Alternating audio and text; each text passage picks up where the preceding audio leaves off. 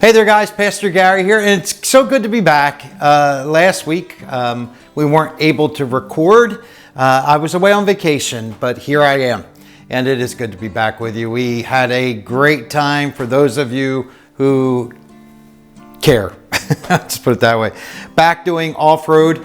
Just a big shout out to both Victor, who spoke for me on Wednesday evening, and for Zach, who spoke Sunday. Both did great jobs. Very exciting to be able to leave as a pastor, knowing that we are in capable hands of guys stepping in and teaching the Word of God. I'm actually going to follow up Offroad because the purpose of Offroad is we are going through 66 books, studying 66 books.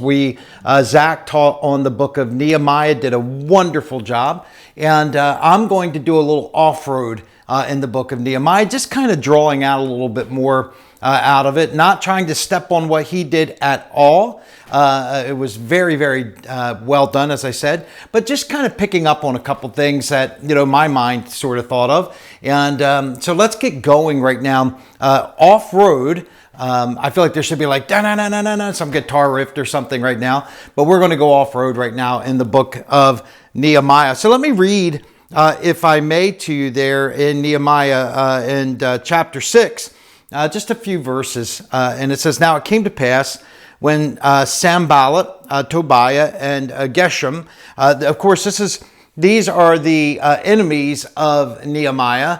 They're the ones who don't like the idea that the Jewish people are returning to the land to rebuild the walls, and so around Jerusalem. And so, of course, they don't like that.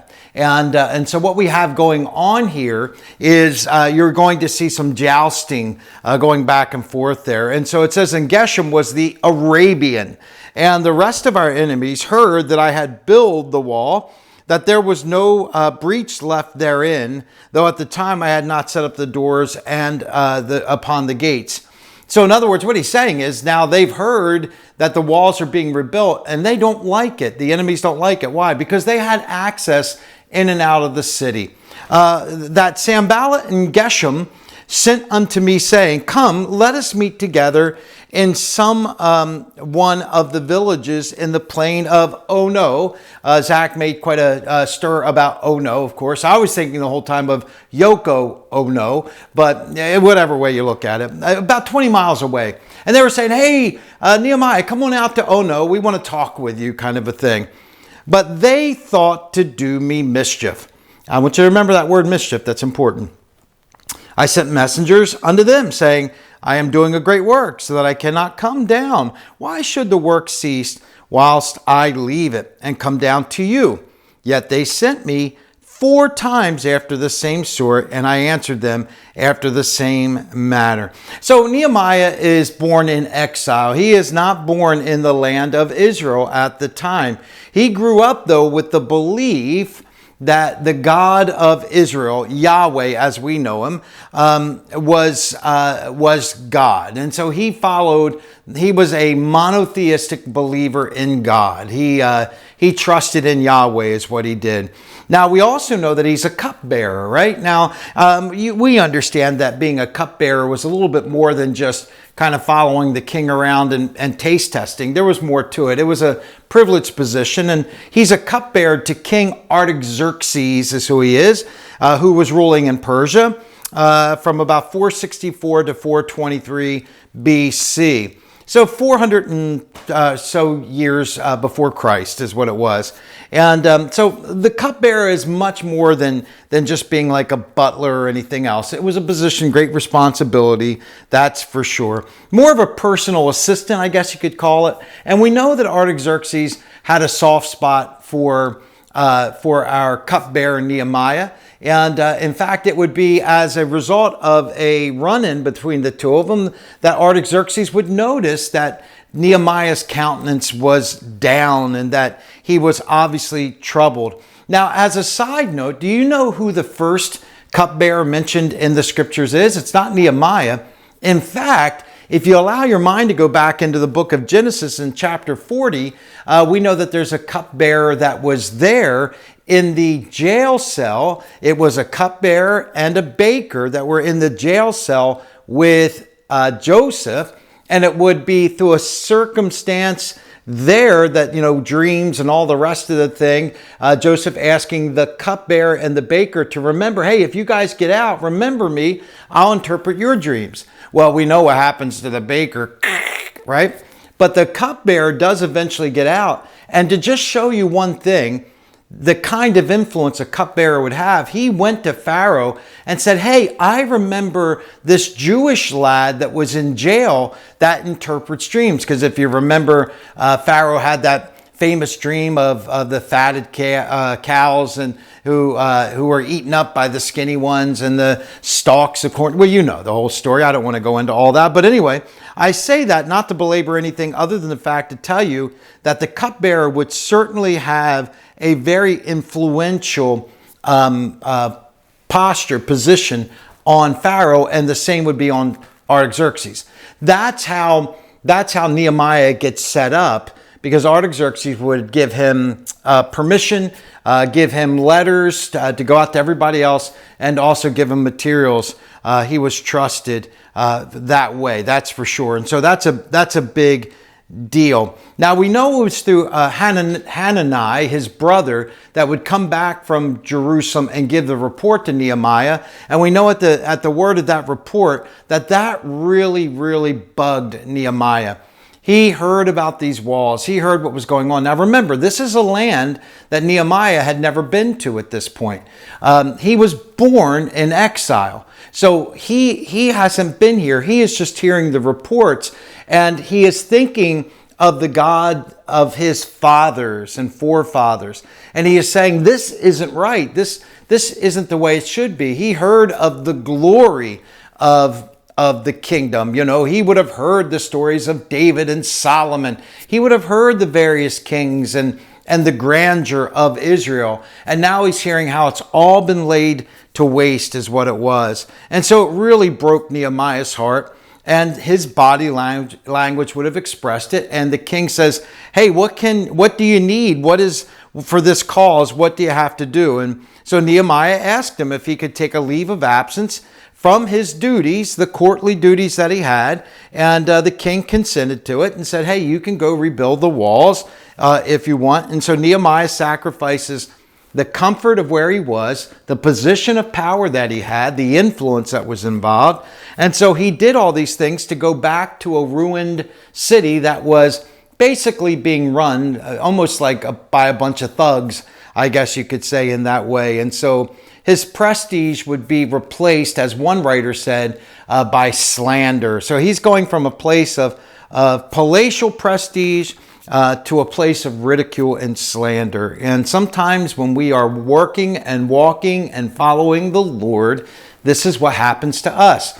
God calls us into a place, we leave a comfortable spot, we leave a secure spot, and we're being sent into a place where we are going to need to totally depend on the things of the Lord. That's for sure. But the greatness of this whole plan, spoiler alert, let me let you know what happens. Maverick, the pilot, makes it to the end of the movie. Oh, I'm sorry, I'm thinking of the other movie. What happens to Nehemiah here is he will show up, he will make it there, and they will complete the walls in about 53 days is what's going to happen. But along that venture, there were some things that went on. Let me give you just a few little thoughts about steps right in that whole area, okay? First of all, I am a firm believer, and you should be a firm believer, as a Christian, as a follower of Christ, some things should bother us.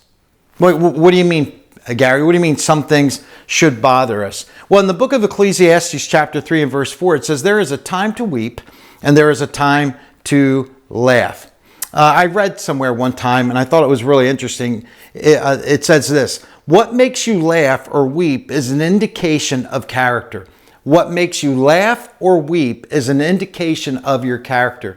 What are the things you laugh at? What are the things you weep about? As a Christian, do you find yourself weeping? What was your thought when Roe v. Wade has been announced? And I know there are people running around in fear. I know there's people that are horrified by a decision where we're actually going to save babies' lives. What a terrible, terrible thought, right?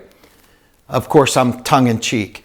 You see, as a believer, we need to understand what is it that makes us happy or rejoice or glad. What are the things that we should be? You see, we should weep about the things that God weeps about. Nehemiah wept over the walls. Nehemiah wept over the fact that the city of God had been lying in ruin.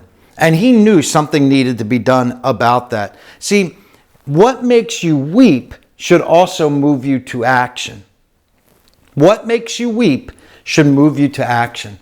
What walls are knocked down that should be standing right now when it comes to your faith, when it comes to your walk in the Lord? What do you see in this country? What do you see in your family? What do you see in your life that you say, I have to rebuild these walls, that you weep over? Is it a compromise? Is it a moral issue? What is it that God is laying on your heart and saying, you need to be more concerned about this? Nehemiah was concerned enough to go to action. Second point kind of follows along closely with the first point. The second point is, what is the God-given mission or the calling that he has for you? What is the God-given mission that God is calling you into? You know, your calling begins when you discover what causes you pain and passion. Your calling meets right where that pain and that passion connect together. Something that has moved you so much and something that you are so passionate about that you are seeking God's face. You have taken it to the Lord. And he, much like Artaxerxes gave Nehemiah permission, he is doing the same thing for you. He is saying you are called. Remember, if you have a calling on your life, there is a caller that is calling you. Which means if God has laid it on your heart, then you need to step into it and you need to take responsibility for what God's asking you. Artaxerxes gave permission, he gave the materials, he gave everything Nehemiah needed to accomplish the calling. God is going to do the same for you. You see, Chuck used to tell us all the time, where God guides, God provides. If God is calling you into something because of the passion of your heart, because you can see what needs to be done, then God's going to provide exactly what you need. So don't ever be afraid to understand that if the caller is calling you, you need to go exactly where he's sending you. How about this one? As I stopped and I thought about it, you know what was important in Nehemiah's life for that calling? Relationships. Do you know relationships are of utmost importance to you and I as a believer? Well, what do I mean by that? Well, Nehemiah had a great relationship with Artaxerxes. Artaxerxes could see Nehemiah and say, something's bugging you. What's bugging you? And not only do that, which the king didn't have to do that. The king didn't have to speak to Nehemiah at all. Yet the king takes it upon himself. Why? Because you get the idea, the inference from what's being spoken there that he likes Nehemiah. And so he speaks to Nehemiah, says, Nehemiah, what's troubling you? And Nehemiah tells him, and the king says, okay, well, let's take care of it, right? What kind of relationships do you have? First of all, it was Jesus in the book of Matthew that said, you know what, let's melt everything down. Let's melt all the law. Let's melt all the prophets, what they said, everything down to two things. You know what they are? The first one is what? Love God with everything you have. That's relationship. Love God. That's relationship. Second point is what? Love your neighbor as yourself. That's relationship.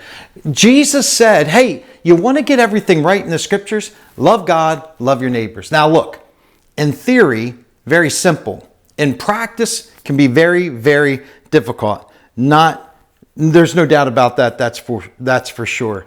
So anyway, to the Jewish mindset, it was that whole idea of relationship is of the utmost importance. It's very important. So I hope that you understand that also. Nehemiah had good relationships, not only with King Artaxerxes, but with the rest of the court. He had favor with them, and also with the workers on the wall. It said he worked side by side with the rest of those workers. What kind of relationships are you cultivating? What is it that you're seeing brought up around you? Are you a person that people are drawn to? Are you a person that people like?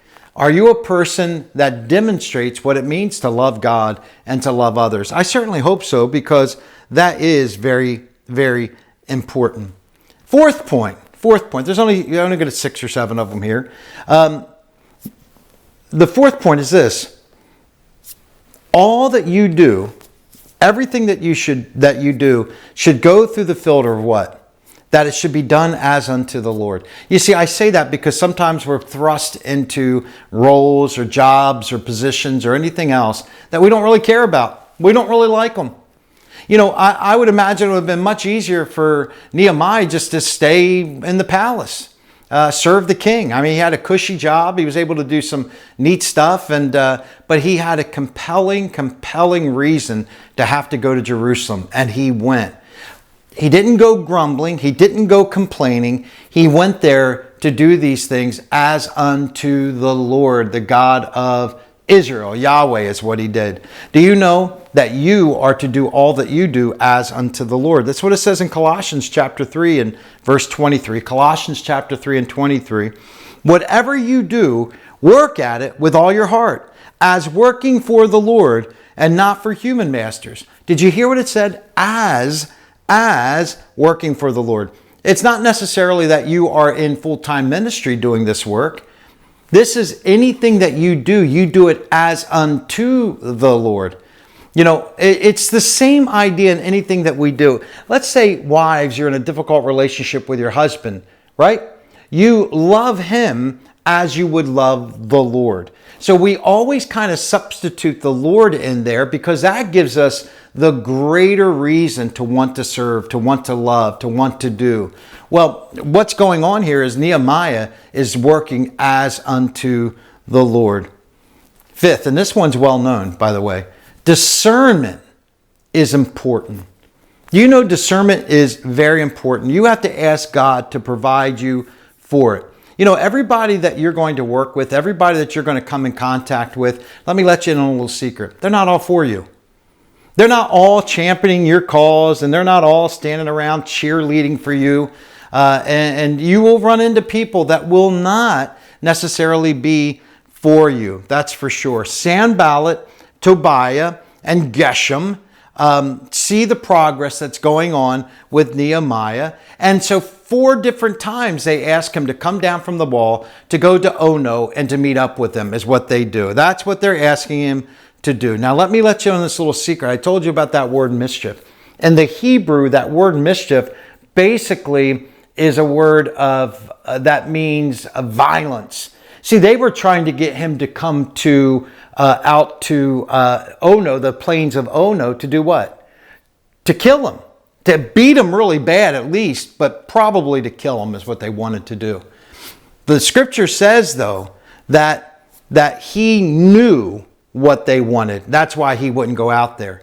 He knew that they wanted to kill him. How did he know that? He knew it because the Lord had laid it on his heart. The Lord said, no, you don't go out there. He was able to discern by what the Lord had told him. Sometimes you just need to just tap right into what the Lord has for you. Listen to the Lord because he can give you incredible discernment. And maybe what's going to happen in your life at that point, you won't make the mistakes that we often make. So follow and listen to the things what the Lord is saying. Now this is interesting too, because right after that, then one of the guys say to Nehemiah, it's being reported. You know what that is? That's one of the guys, Sanballat or one of them, that's saying to Nehemiah, everybody's talking. Everybody's saying what a lousy or you're rebellious that's what they were telling him. Don't believe it. I used to tell my youth leaders all the time, don't believe when they tell you how great you are, but certainly don't believe when they tell you how bad you are. Use some discernment in your life. Don't buy the hype of what everyone's trying to tell you. You just listen to what the Lord has for you. Very quickly, and then obviously the last one here is just simply this. Don't be lured from what God has you doing. And that sort of ties into the last one. You know, that's what it was all about. I wrote this down just thinking through my notes. Make sure God is in it. If God is in it, then you stay in it. If God isn't, then why are you in it? Right? Make sure that God is in it. And if God is in it, then you stay in it. If God isn't in it, then don't you. Here's a quote I read. Remember, the door of success swings on the hinge of opposition. It is not will you face opposition as a leader, but when you face opposition. You must be prepared to stand against all adversity and persevere towards the goal. How do you handle criticism, opposition, distractions? How about fear? Nehemiah had all of them thrown at him. Be prepared for battle. Realize that you're at war. The final point I want to make here is just that. Do you realize that you are in battle? Do you realize that every day, believer, that you stand up and you put your feet on that floor and you start to walk through your day, that the enemy has tagged you for battle? The enemy wants to destroy your testimony. The enemy wants to destroy your works that you're doing for the Lord. The enemy wants to distract you away. To do what? To take you on the plains of Ono and to destroy you completely. What do? Well, when you're in battle, how do you go to battle? You go to battle with your armor on. You see, you got to go to Ephesians chapter 6, verses 10 through 18. And you need to read through every day if you have to. Be reminded about the helmet, about the belt, about the shoes. Be reminded about the shield, about the sword. Be reminded of all these things that you need to have fixed and ready, because you are literally in a spiritual battle. I hope these lessons in the book of Nehemiah, just this short little off-road journey, has helped you today. And I hope that you take it to heart. Listen, it is a serious business that we're in. Don't shrink back in fear. Believers, we don't need to shrink back. The work is not finished. We are still hard at it. And it's not just the issues of abortion, but there's all kinds of things going on in the believers' lives today that we need to stand firm. We need to lock arms as believers together and to continue on for the kingdom of God. I hope you enjoyed the book of Nehemiah. I love the book of Nehemiah. By the way, this coming week, we are in the book of Job. Oof, let's see where we go with that one. God bless you guys.